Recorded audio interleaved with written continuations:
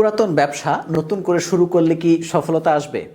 দেখুন, প্রত্যেকটা ব্যবসাই কিন্তু পুরাতন হয়, প্রত্যেকটা ব্যবসার নতুনত্ব আসে, এটাই স্বাভাবিক।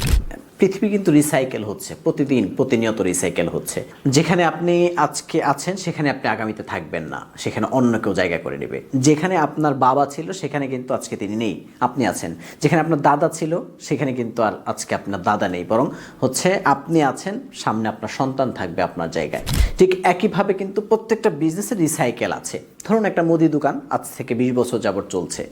20 বছর পরে অন্তত হলেও কিন্তু সেই মুদি দোকানটা তার যিনি করছিলেন তার বয়স শেষ হবে, সে ছেড়ে দিবে। হয়তো তার পরবর্তী প্রজন্ম করতে পারে, অথবা সেখানে আরেকটা মুদি দোকানের প্রয়োজন হতে পারে, বা 20 বছর পরে সেখানে যে পরিমাণ মানুষের চাহিদা বাড়বে আরও একটা মুদি দোকান দরকার হতে পারে, অবশ্যই হবে। তো এই জন্য পুরাতন বিজনেস মানে যে করা যাবে না, নতুন কিছুই করতে হবে এমন কথা না। আপনি পুরাতন থেকেই শুরু করুন না, যেটা আছে আরেকটা শুরু করুন, এমন জিনিসটা মাথায় রাখবেন যেটা চাহিদা আছে।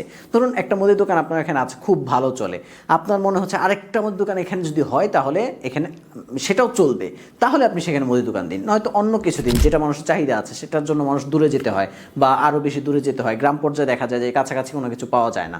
তো এই ধরনের বিষয়গুলো কিন্তু খেয়াল রাখলে তাহলে পুরাতন বিজনেসেও কিন্তু আপনি নতুন করে শুরু করে নতুনভাবে সফলতা আনতে পারবেন।